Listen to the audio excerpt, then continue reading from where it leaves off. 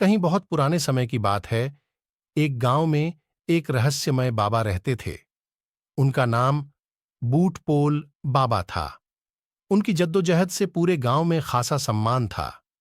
बूटपोल बाबा के पास विशेष शक्तियां थीं, जिन्हें समझना और समझाना कठिन था।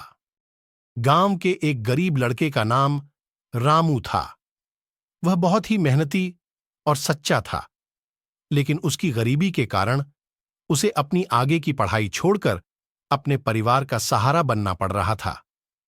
रामू के पिता का स्वर्गवास हो चुका था और मां बुढ़ापे में थीं।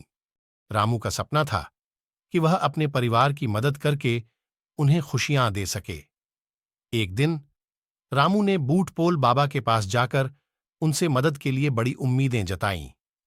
बूटपोल बाबा ने रामू की सच्चाई और ईमानदारी को देखकर उसकी मदद करने का फैसला किया। बूटपोल बाबा के पास एक जादुई बूट था, जिसकी शक्ति थी कि जो भी उसे पहनता वह उसकी मनमानी पूरी हो जाती। इस बूट को पहनने वाला किसी भी कार्य को बिना किसी मेहनत के कर सकता था। बूटपोल बाबा ने रामू को उसी जादुई बूट की शरारत बताई और उसे सौंप दी। बूटपोल बाबा ने रामू को बताया कि इस बूट की शक्ति का उपयोग वह सिर्फ अच्छे कामों के लिए ही करे।